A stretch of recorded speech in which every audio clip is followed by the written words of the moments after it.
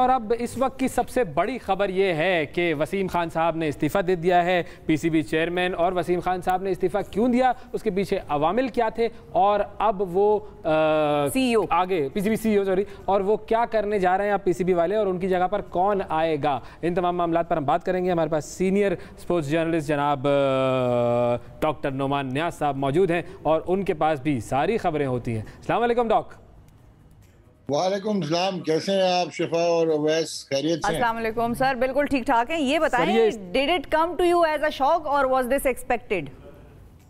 It was absolutely expected और उसका reason ये है कि रमीज़ हसन राजा बाकी जितने भी चेयरमैन रहे उनसे इस तरह मुख्तलिफ हैं कि इस सिस्टम से इवॉल्व हुए हैं, चाहे वो अंडर 19 थे, चाहे क्लब क्रिकेट थी, चाहे रीजनल क्रिकेट थी या सिटी क्रिकेट थी, and then he had worked in the Pakistan cricket board. और उनका एक अपना माइंडसेट, एक अपना अंदाज है। और आपने देखा होगा जब भी कोई टॉप में चेंजेस होती हैं तो वो अपने फ्रेमवर्क में काम करना चाहते हैं, वो अपने परसेप्शंस के साथ आते हैं।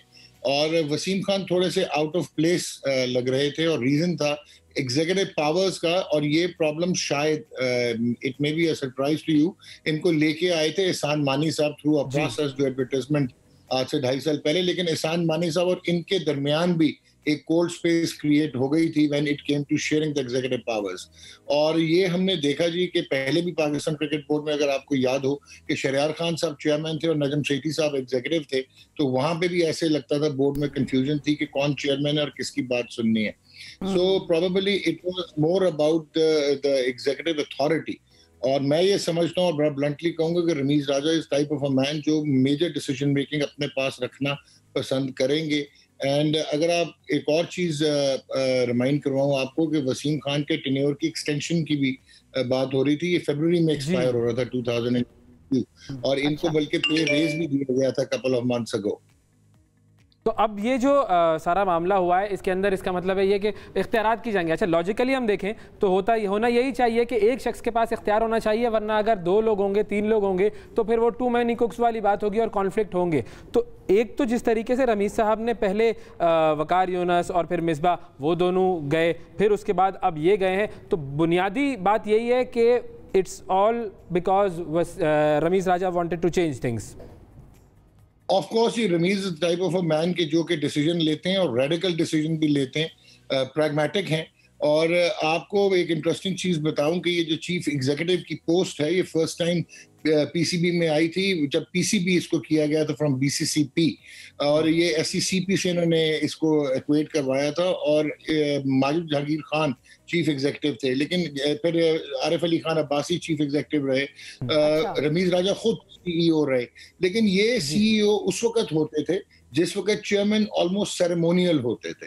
सो Ramiz is a man who is active, who is proactive. तो वहां पे आपने बिल्कुल सही कहा वैसे कि सीईओ की जो पावर्स हैं वो एग्जीक्यूटिव पावर्स वो चेयरमैन के पास भी इन्वेस्टेड होती हैं according to the constitution of PCB. तो अब जो कल इजलास होना है उसमें क्या होगा और आगे इसका जी कौन से लोग ऐसे हैं कि जिनके नाम सामने आ सकते हैं कि अब इस पोस्ट पर वो आएंगे? देखें, एक दो चीजें होंगी इसमें। इसका एक प्रोसेस है क्योंकि जो सीईओ है वो एक मेंबर होता है बोर्ड ऑफ गवर्नर्स का भी पाकिस्तान क्रिकेट बोर्ड के। सो ये बीओजी के पास लेके जाना पड़ेगा रमीज राजा को, वेदर टू एक्सेप्ट और not accept Wasim Khan resignation, और उसके बाद ये डिसीजन होगा।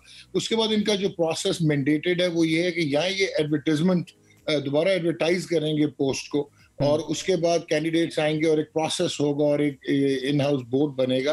वहां पे ये चूज करेंगे अगर रमीज राजा सीईओ रखना चाहते हैं, क्योंकि पाकिस्तान क्रिकेट बोर्ड में चीफ ऑपरेटिंग ऑफिसर भी मौजूद है और सीईओ जो सीईओ है वो ऑपरेशंस को देखता है। And it can be a case कि रमीज रखना ही ना चाहें सीईओ और वो अपने पास एग्जीक्यूटिव पावर्स रखें और चीफ ऑपरेटिंग ऑफिसर जो है वो एग्जीक्यूट करे, क्योंकि रमीज एक डायरेक्टर ऑफ क्रिकेट भी रखना चाह रहे हैं। सो ये देखना होगा। और अगर इन्होंने सीईओ रखना या एडवर्टाइज करेंगे या स्कॉटमेंट में भी कोई आ सकता है जी from who is already working in the public sector. अच्छा, तो पिछली दफा कौन कौन जो है वो शॉर्टलिस्ट हुए थे सर, और क्या वो वाले सारे नाम इस दफा भी अंडर कंसिडरेशन होंगे या वही वाली आपकी बात के वो एडवर्टाइज कर देंगे? भाई वाह, भाई वाह, क्या सवाल कर दिया है भाई, वाह। शिफा मैं समझता था कि अवैस के पास ही अंदर की खबरें होती हैं। सर बस थोड़े बहुत हमने भी छोड़े हुए हैं पीसीबी में अंदर अपने लोग। नहीं, ये आपकी मुझे चिड़िया और फाख्ता तगड़ी लगी है। लास्ट टाइम भी कोई अबाउट 125 लोगों ने अप्लाई किया था जब ये पोस्ट एहसान मानी साहब ने एडवर्टाइज की थी एज एमडी पीसीबी, जिसको सीईओ मतलब ऑब्वियसली ये सीईओ का नाम दिया गया। सो उसमें जो लास्ट 2 शॉर्टलिस्ट हुए थे, एक वसीम खान थे हु फ्ली फ्रॉम इंग्लैंड, और इंग्लैंड में इनका काफी तगड़ा रिज्यूमे था, और दूसरा जो है वो जी एक पाकिस्तान टेलीविजन के डायरेक्टर स्पोर्ट्स हैं डॉक्टर नुमान नियाज, वो शॉर्टलिस्ट हुए थे। इन दो के इंटरव्यूज किए गए थे and eventually ratify Wasim Khan हुए थे। सो अब आगे जो पूछना चाह रही हैं मुझे ऐसी कोई खबर नहीं है। चले ठीक है, सही बस मेरा इशारा उसी तरफ था, लेकिन ये है कि let's wait for it then. सही। अच्छा, 2 चीजें जिस पर छोटा सा कमेंट चाहेंगे हम आपसे। एक तो ये कि वो 27 लाख रुपए का जो खर्च हो गया मामला, जो नुस्खा अभी लिख के गए हैं वो हमारे मथे लगा के, जो न्यूजीलैंड की टीम की सिक्योरिटी पर जो खाने वाने के बिल जो हमारे सिक्योरिटी वालों के 27 लाख रुपए के आ गए हैं, ये क्या हुआ? इतना हमारी सिक्योरिटी ने खाना खाया है और अब ये कौन रीइंबर्स करेगा? ये न्यूजीलैंड वाले देंगे क्या? ये भी बता दूं कि ये कम बिल है। इससे पहले जब जिम्बाब्वे आई थी और जो श्रीलंका की टीम आई थी, तो इससे भी बहुत ज्यादा सिक्योरिटी के बिल बनते हैं। तो 15-20 हज़ार पर हेड का खाना एक सिक्योरिटी वाले के नजर भी हो चुका हुआ है, पास में भी।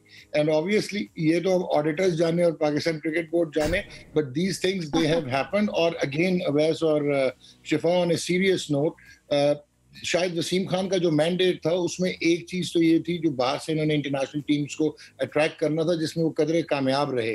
लेकिन दूसरा जो था वो था एग्जीक्यूट करना प्राइम मिनिस्टर का plan, shifting from department cricket to regional cricket और जो lower tier cricket. And plus ये जो आप लोग बात कर रहे हैं कि एक सेम्बलेंस ऑफ बैलेंस और सैनिटी देना पाकिस्तान क्रिकेट बोर्ड को एज ए कॉर्पोरेट बॉडी चलाना, जो शायद नहीं हो पाया और वो आउट ऑफ प्लेस ही रहे। सही। और फाइनली ये जो farmer national badminton champion Tania Malik साहिबा, ये पीसीबी के हेड ऑफ वुमेन्स क्रिकेट बनाया गया है, इस पर भी थोड़ा सा कुछ बताएं कि मतलब ये तो पोस्ट बहुत बड़ी है। जी जनरली अवैस ये जो है परसेप्शन यही होती है कि जो एक्स वुमेन क्रिकेटर हो या जिसका क्रिकेट से ताल्लुक हो, आप उनको लेके आए। लेकिन अगेन ये एक और चीज एम्पलीफाई करता है कि आजकल की क्रिकेट में सिर्फ क्रिकेट एक पार्ट है जो मेन प्रोडक्ट है, जिसको कोई डायरेक्टर ऑफ क्रिकेट चला सकता है। लेकिन जब आप हेड करना चाहते हैं, चाहे वो वुमेन क्रिकेट है या जो है मेंस क्रिकेट है, तो वहां पे आपको अब कॉर्पोरेट लेवल पे देखना है, कोलैटरल रेवेन्यू स्ट्रीम्स खोलनी है। आपने बहुत ज्यादा अब इसको एडमिनिस्ट्रेटिव एक स्पेस बहुत बढ़ गई हुई है इसकी। It's not only about management and administration और एचआर, इट्स आल्सो अबाउट के एक कॉर्पोरेट रेवेन्यू जनरेशन और return on investments. So I personally feel कि रमीज का कॉन्फिडेंस होगा, at least she is a sports woman. ठीक है कि उनका क्रिकेट से इतना ताल्लुक ना हो, तो फिर हम शायद देखें कि वहां पे भी कोई खातून जो हैं वो शायद आएंगी जो कि प्योरली क्रिकेटर होंगी to run the cricket operations for women in Pakistan. Okay जी, थैंक यू सर, बहुत शुक्रिया अदा करेंगे आपका, आपने वक्त दिया।